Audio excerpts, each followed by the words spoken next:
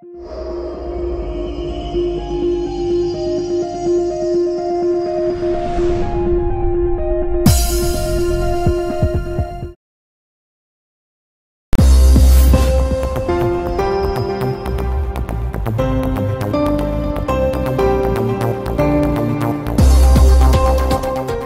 démembrement sur notre participation et les informer sur l'état d'avancement. Il était prévu aujourd'hui une journée, une marche qui a été projetée, n'est-ce pas, depuis une semaine, et les voiles étaient suivies. Malheureusement, nous avons reçu une lettre du gouverneur de la ville de Conakry interdisant la marche, comme si l'objet de la demande d'information était d'autoriser ou ne pas autoriser. Le gouverneur, l'autorité légale compétente en la matière, peut proposer un réaménagement de l'itinéraire, tout en renforçant les mesures de sécurité et d'encadrement pour que la marche se tienne. Mais l'interdiction d'une marche n'est pas de sa compétence. Et M. Kaba, j'espère bien que une lettre sera adressée à la Cour constitutionnelle, à la Cour suprême, je m'excuse, pour un recours pour abus de pouvoir. Et c'est pour prouver en suffisance que nous sommes des légalistes. Et ce repli ne veut pas dire qu'on a eu peur. La bataille n'est pas seulement dans la rue, la bataille est aussi juridique.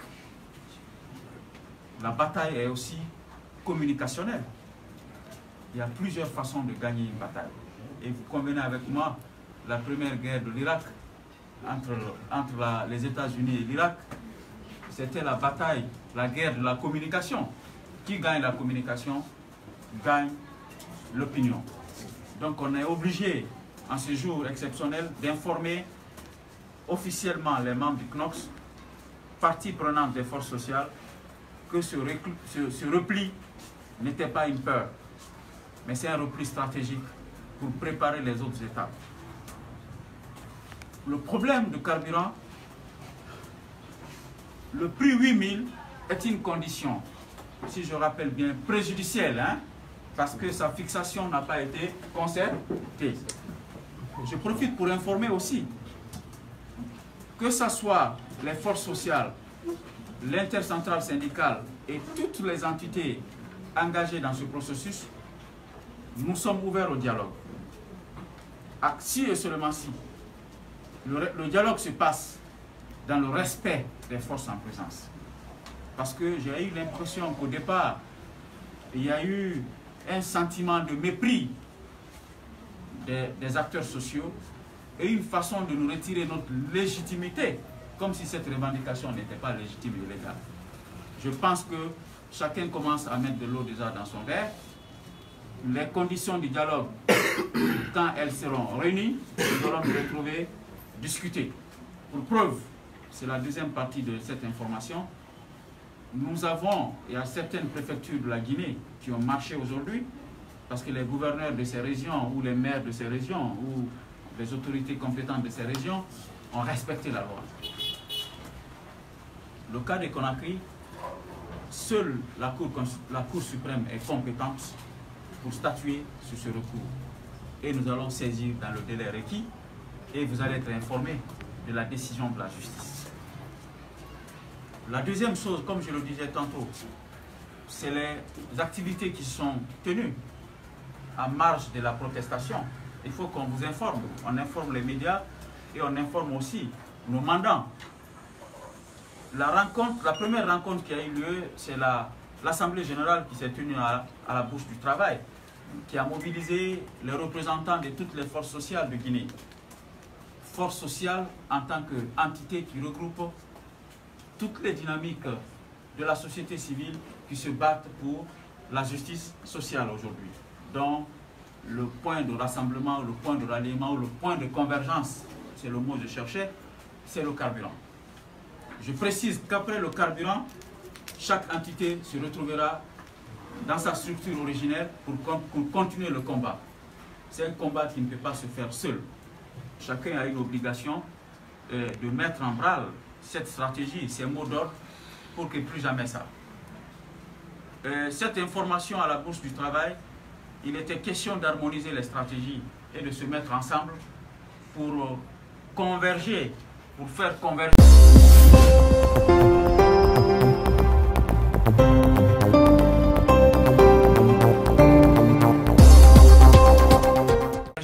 toutes les dynamiques autour d'un objectif commun, c'est le carburant. Mais l'objectif était aussi, pour notre part, de soutenir le mot d'ordre de grève qui a été lancé par l'intercentrale syndicale. Il ne faut pas oublier où les choses ont commencé. L'accord, le protocole d'accord du 19 février 2016 a été paraphé, signé entre l'intercentrale syndicale, le gouvernement guinéen et le patronat. C'était un accord tripartite. Et si, en tant que force sociale de Guinée, nous avons décidé de rejoindre ce combat ou de porter ce combat plus haut pour que les forces convergentes nous permettent d'aboutir, n'est-ce pas, à cette revendication ou avoir gain de cause par rapport à cette revendication, c'est pour dire une fois encore, on ne doit pas occulter la relation, que ce soit la relation institutionnelle, structurelle ou même sémantique entre les syndicats et les organisations de la société civile dont les syndicats sont une partie prenante. Cette précision me semble être importante. Donc, à la Bourse du Travail, nous avons été très bien accueillis et le combat, les stratégies ont été harmonisées. Et c'est pourquoi, au-delà de la marche de ce lundi, nous avons prévu une journée ville morte. Les informations sont tombées très tard. On n'a pas pu mettre main sur tous les médias pour véhiculer cette information. Ça explique un peu la morosité dans le suivi de cette nouvelle, de ce mot d'ordre de ville morte. Mais on n'en est pas là. Et nous sommes là pour nous faire entendre. Et nous sommes là pour porter la voix des citoyens. Tant qu'il y a un citoyen guinéen qui proteste contre cette décision du gouvernement, la société civile guinéenne, à travers toutes les dynamiques, les forces sociales, nous allons travailler pour que la revendication soit entendue et qu'il y ait une suite favorable. Je dis bien un citoyen, un seul citoyen. Nous sommes là pour soutenir les citoyens. Et quand les citoyens décideront, d'une manière ou d'une autre, que ce combat n'est plus utile, nous prendrons notre responsabilité et nous allons nous soumettre. La seule décision qui peut faire plier les forces sociales aujourd'hui, c'est l'expression citoyenne. Et le dialogue. Si le dialogue autour de la table est ouvert, transparent, et que ça permet d'aboutir à une solution de sortie de crise pour l'intérêt de la population, la société civile guinéenne soutiendra toute initiative de dialogue en la matière. Alors pour terminer donc, c'est l'opportunité pour moi de remercier mes collègues qui sont là autour de moi. Cette lutte n'est pas facile. Depuis 2010, la société civile guinéenne, en dehors de la marche qui a été aussi interdite, mais malheureusement, nous avons bravé cette interdiction. Je parle de la marche contre l'insécurité, qui a été interdite initialement par le gouverneur Soriba Sorel, mais la société civile, à travers le CNOF, avait effectivement marché et ça s'est passé sans incident, sans victime, sans arrestation. C'est une fois de vous dire encore, c'est l'occasion pour moi de remercier tous les collègues qui sont autour de moi, nuit et jour. Ce n'est pas facile de mener ces combats, parce qu'il y a beaucoup de représailles, il y a beaucoup de chantage, il y a beaucoup de menaces, d'intimidation, même des tentatives de coercition. Mais la cause qu'on défend, c'est la justice sociale, je précise. Et les discours, les dissonances que nous sommes en train d'enregistrer, ça et là, sur la visée de la démarche qui consiste à faire partir le gouvernement, un ministre ou le premier ministre, je n'en sais qui encore, ce ne sont que des allégations. L'objectif de notre démarche, c'est la justice sociale, dont les conditions qui ont prévalu à la fixation du prix du carburant à 10 000 sans concertation. Ensuite, le poids des 10 000 francs sur les citoyens à une période de soudure. Troisièmement, c'est le dialogue pour analyser, décrypter et proposer des nouvelles mesures d'accompagnement qui vont alléger le panier de la ménagère, que ce soit consécutive à cette décision ou même par rapport aux problèmes liés à la redistribution de la richesse nationale au profit des plus pauvres. C'est ça qu'on appelle justice sociale. Alors ce combat va se poursuivre. Et ça va se poursuivre jusqu'à ce que le gouvernement comprenne que la raison d'être d'un gouvernement, c'est de contribuer à l'amélioration des conditions de vie de la population. Et je précise une fois encore, les lynchages et les accusations des communicants politiques, c'est de la poussière qu'on peut brosser sur nos vestes et continuer notre chemin. Ça ne peut pas nous importuner, de votre raison, nous déranger dans le combat que nous menons. Je les demande encore à ces communicants de continuer à communiquer dans un sens ou dans l'autre. Mais l'histoire est têtue. L'opinion nationale nous observe. Chacun paiera sa facture au bon moment. Et devant qui? Devant le bureau de l'histoire. Tout ce que nous faisons en termes de communication pour désinformer, rassurer, bouleverser.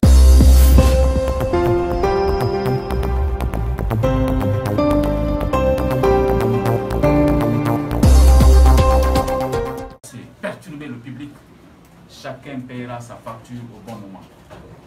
Et l'officier chez qui on paiera cette facture, c'est le peuple de Guinée. Je dis encore une fois aux communicants de comprendre une fois encore que les gouvernements passent, l'État reste et le peuple demeure. Le combat qu'on mène, c'est le combat de tout le monde, y compris la presse. Votre mobilisation et votre soutien, nous vous remercions. Et sincèrement, nous vous remercions. Nous vous remercions parce que vous avez couvert ces événements sans vous inquiéter sur le transport ou les problèmes d'embouteillage ou d'occasion ou même des risques que vos voitures soient caillassées. On vous remercie. Ce n'est pas un combat que vous faites pour la société civile. C'est un combat mené pour le citoyen, dont votre mission fondamentale est d'informer et d'éclairer l'opinion sur tout ce qui se passe. Ne soyez pas comme les communicants qui pervertissent l'histoire et qui corrompent les combats pour des fins purement et simplement politiciennes. Les attaques personnelles, l'atteinte à nos vies privées, les menaces contre les membres de la société civile, des forces sociales et des syndicats, nous avons vu pire que ça. Mais le combat continue tant qu'il n'y a pas de justice sociale, tant que la justice sociale ne devienne pas la colonne vertébrale de l'action publique. La société civile se battra et selon les voies légales et pacifiques. Je vous remercie et je passe la parole à mes collègues s'ils ont quelque chose à dire. Que Dieu bénisse la Guinée.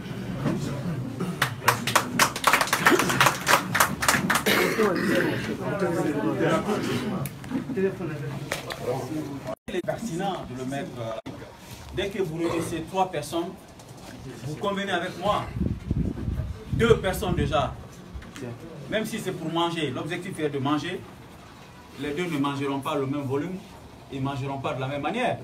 Il y a ce genre de dissension dans n'importe quel groupe social qui se met en place. On est habitué à gérer ce genre de tempo. On a créé les forces vives ici en Guinée, les forces vives de la nation, où partis politiques, sociétés civiles et syndicats, patronats coexistaient, mais chacun avait un agenda. Mais avec l'esprit de management et de leadership, on a ramené tout le monde autour d'un objectif républicain commun.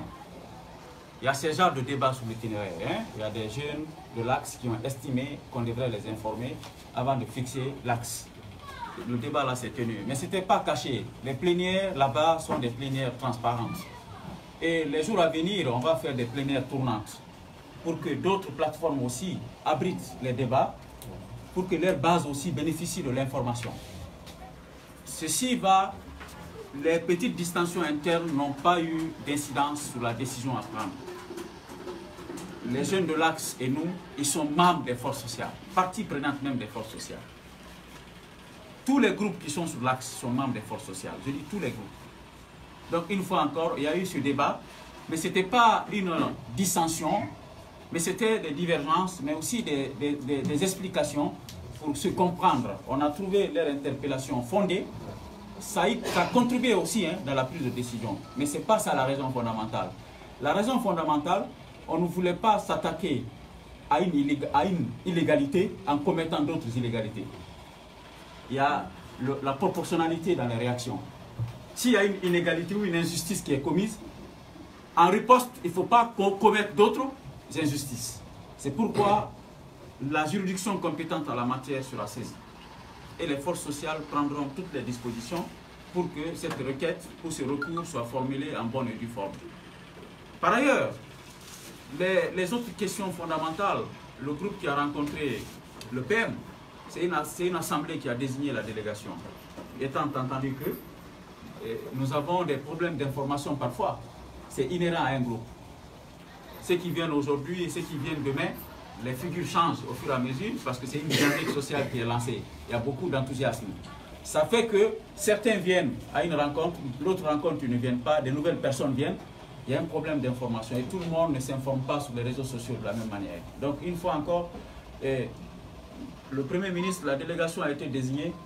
Au départ, ceux qui étaient désignés, quand le rendez-vous a été reporté à une certaine heure, vu les agendas de ces personnes, ils n'ont pas pu être dans la rencontre. D'autres, ils ont été remplacés par d'autres.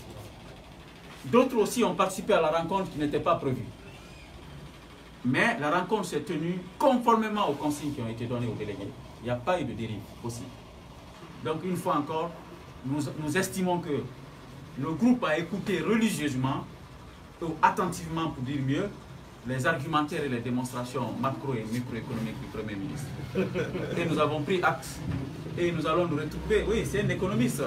Nous ne sommes pas des économistes. Non, mais juste lui. Nous faisons l'économie pour la justice sociale. Une économie qui ne profite pas aux plus pauvres, ce n'est pas cette économie, elle n'est pas sociale, elle n'est pas solidaire, n'est-ce pas? Nous sommes partisans de l'économie sociale et solidaire. Alors une fois encore, il ne s'agit pas de dire que quand il y a un dialogue,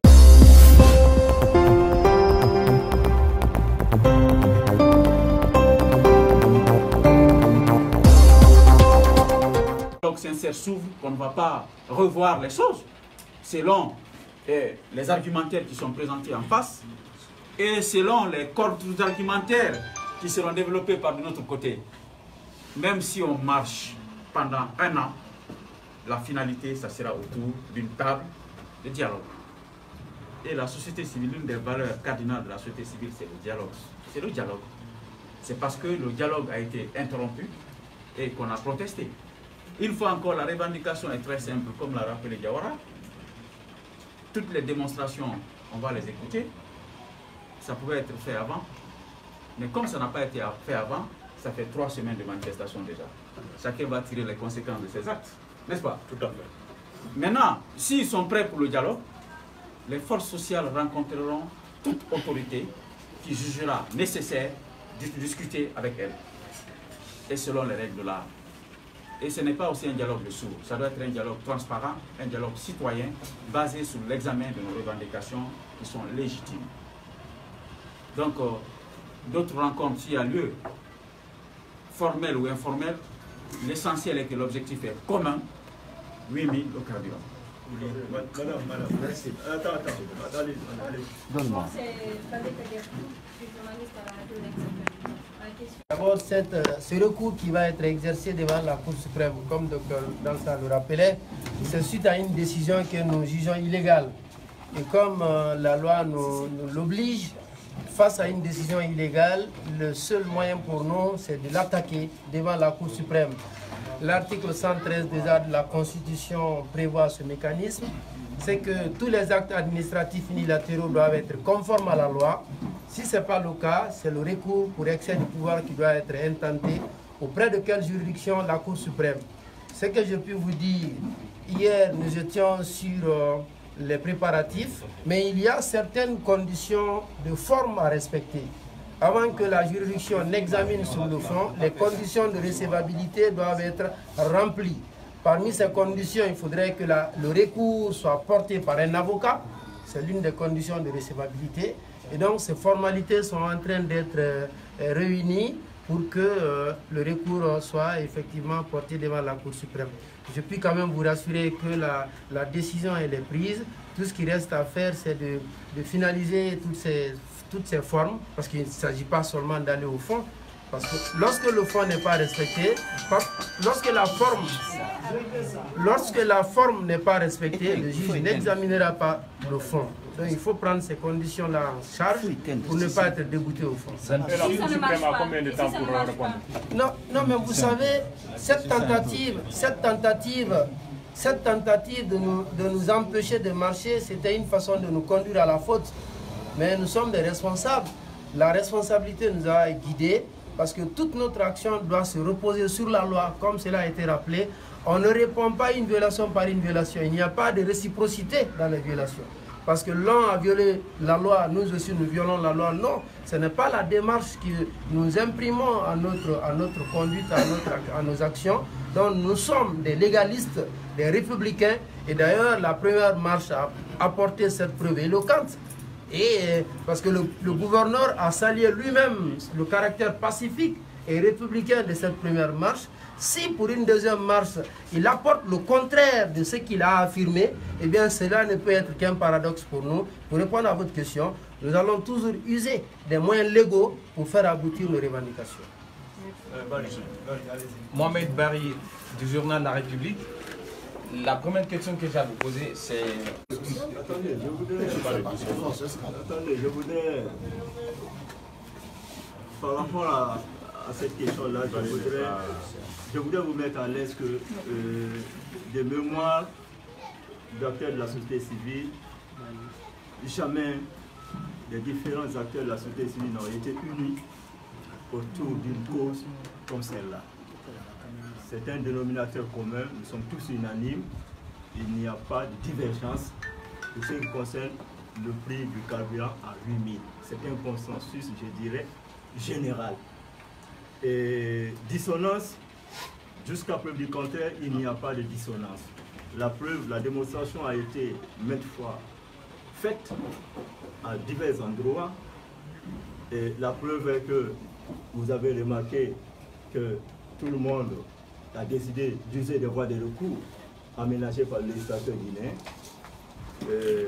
Le refus du gouverneur de la ville de Conakry d'encadrer la marche parce que la loi voudrait juste qu'on leur envoie une lettre d'information. Donc nous avons décidé de nous conformer à la loi en saisissant la Cour suprême.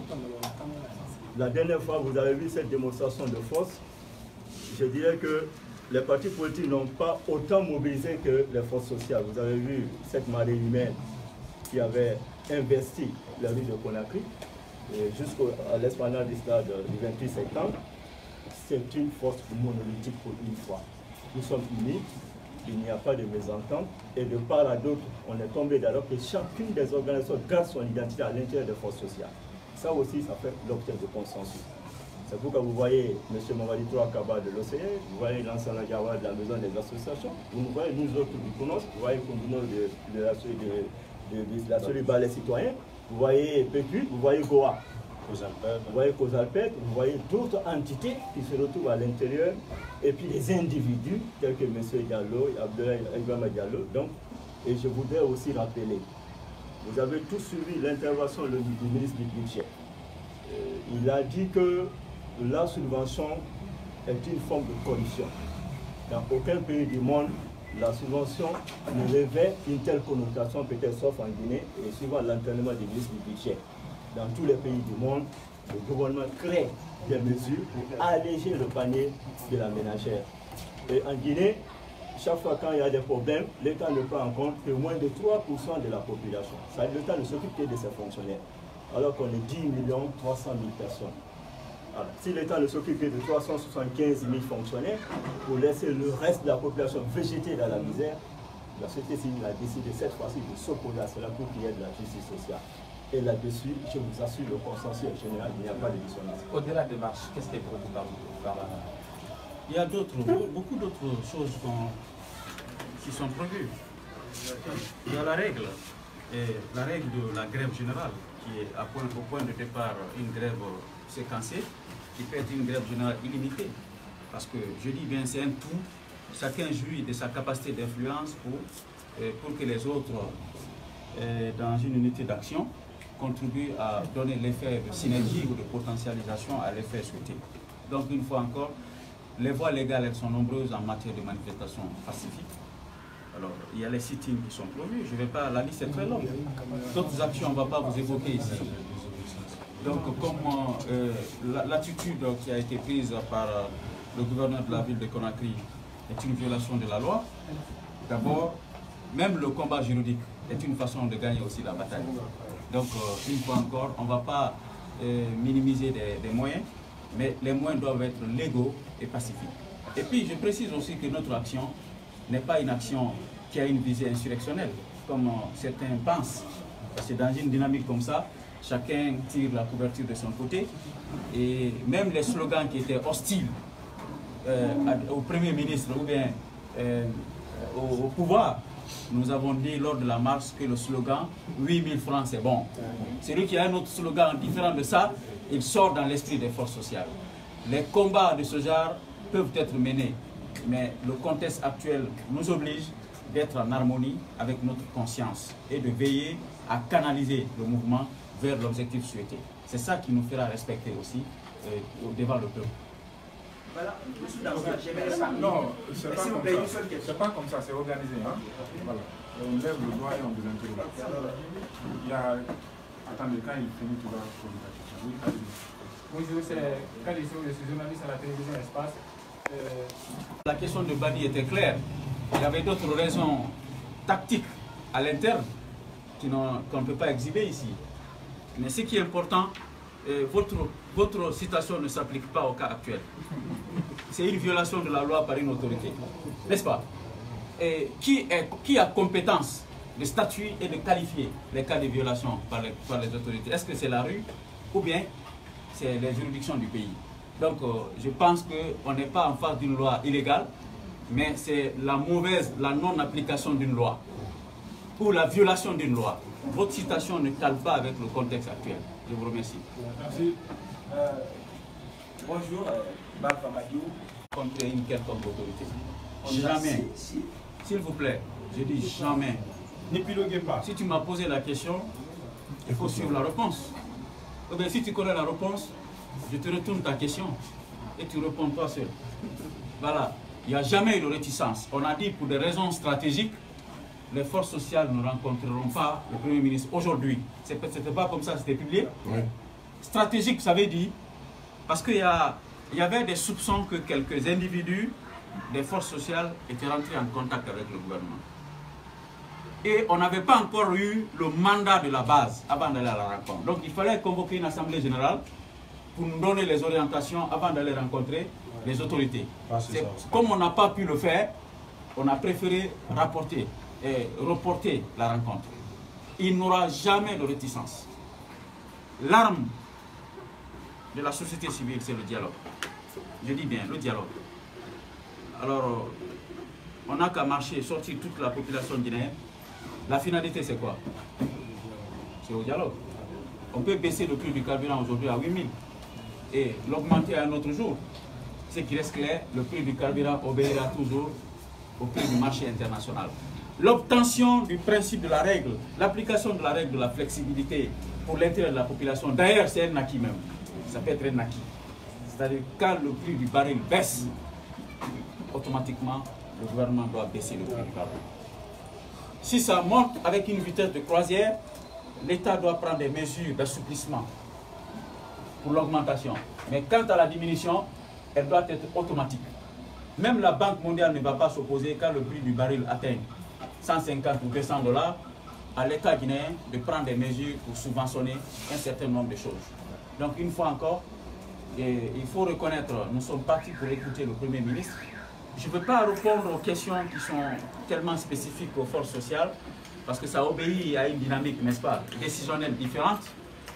Mais notre implication dans les forces sociales, nous avons l'obligation de rendre compte. Parce que les forces sociales, ce n'est pas une fusion des plateformes, c'est une synergie des plateformes pour un objectif commun. Pour la résolution de la crise conjoncturelle. Pour la résolution de la crise du carburant, je précise. Je n'ai pas vu encore un texte des forces sociales qui s'applique à d'autres types de crises. C'est la crise liée au carburant.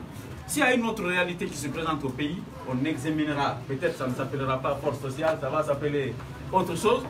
Mais l'objectif recherché, c'est l'unité d'action entre les organisations de la société civile pour faire face aux problèmes nationaux. Je crois que j'ai répondu à votre question. Une dernière question. On prend une dernière question.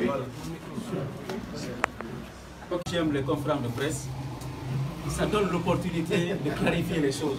Honnêtement, Parce qu'on n'a pas l'occasion de parler à tous ces détracteurs ou à toutes les personnes qui ont des préjugés sur votre action. Mais quand vous êtes en face des médias, contrairement à beaucoup de leaders qui fuient les conférences de presse, moi je crois que j'ai très bien aimé votre question, honnêtement. Et s'il y a des agendas cachés, des personnes, je ne suis pas au courant. Si je suis au courant, ça ne passera pas devant moi. Et l'équipe qui est chargée de nous représenter dans les forces sociales, elle est suffisamment représentative. Et M. Mamadou Kaba est un juriste que tout le monde connaît. Il fait partie de l'équipe qui nous représente au sein des forces sociales. Et on se concerte toujours avec la base et avec le bureau national avant de prendre une décision. Donc, une fois encore, s'il y a des velléités de règlement des comptes, ça ne passera pas par les forces sociales. En tout cas, nous, à notre présence, ça ne se passera pas. Parce que les décisions se prennent à l'Assemblée. Et le débat est très ouvert. Même un vendeur de gasoil, un détenant de gasoil dans le quartier, il peut participer à l'Assemblée générale des forces sociales. Donc, on peut lui donner la parole et dans le cadre de la prise de décision, il peut donner son avis. Pour ma part, comme la question m'est destinée en tant que personne, j'ai parlé tout à l'heure des communicants. Vous avez parti sur ma page Facebook. Quand le Premier ministre Julot a rendu démission, j'ai publié sur ma page que moi, dans ça, je ne suis pas intéressé par un quelconque poste ministériel. Avant même que Kassori ne soit nommé. Une fois encore, pourquoi on va penser... Non, attendez, c'est de la distraction. C'est tellement flagrant que... Et cette publication même, il y a même des membres du CNOX qui m'ont dit, mais donc, président, tu es parti trop vite. Je dis, il s'agit de ma personne en tant que président du CNOX. Si une autre personne qui a de la compétence et de l'expertise est approchée par le gouvernement, il démissionne dans notre organisation et il s'en va, mais ce n'est pas un délégué du CNOX. C'est en application de l'article 7 et 8 de la charte du Conseil national des organisations de la société civile. Donc, une fois encore, il n'y avait aucune possibilité pour que nous convoitons un poste ministériel dans ce gouvernement, parce que ça a été annoncé bien avant la nomination du Premier ministre. Et je le réitère encore, une fois encore, cette position, tant que je suis président du CNOX, cette décision sera appliquée parce que j'en ai fait un serment. Donc, arrêtons, les spéculations là n'ont pas de sens. La marche verte de demain. La marche verte, je termine par cette question. La première question est importante pour moi, parce que j'ai vu sur les réseaux sociaux, certains même qui ont dit que je suis venu négocier pour moi un poste pour Kassori. Et pas même dans le gouvernement, parce que le gouvernement a été nommé déjà, peut-être pour être chargé de mission dans un ministère. C'est tellement ridicule. Donc une fois encore, pour la marche verte, nous n'avons pas été dans le délai légal des 72 heures. M. Conté était chargé même d'élaborer le document qu'il fallait, mais c'était le samedi. On ne pouvait pas déposer une lettre le samedi. Et la marche verte sera une alternative qui sera aménagée dès que nous allons rencontrer l'intercentrale syndicale dans le cadre des réunions d'harmonisation. Donc, et je vous assure que nous n'allons pas dévoiler toutes les stratégies devant vous ici. Mais si vous avez des questions, donc des choses... Donc, il n'y aura pas lieu demain. Non, mais ce n'est pas possible. Il n'y aura pas de marche verte demain. Pour la simple raison, on n'a pas déposé la lettre d'information à temps. Parce qu'il faut un délai de 3 jours francs au moins et 15 jours francs au plus. Si c'est dans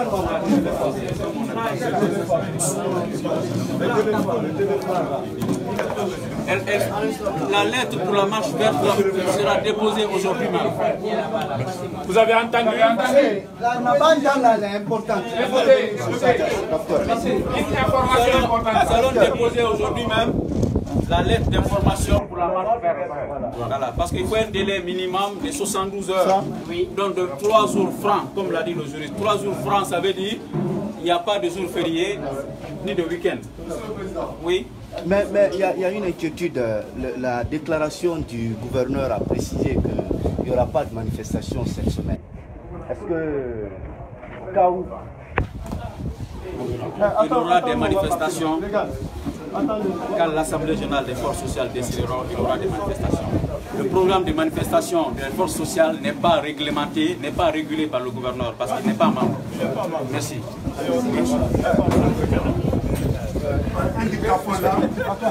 Monsieur le Président, je vous signale quelque chose. Hier, on était à Matam.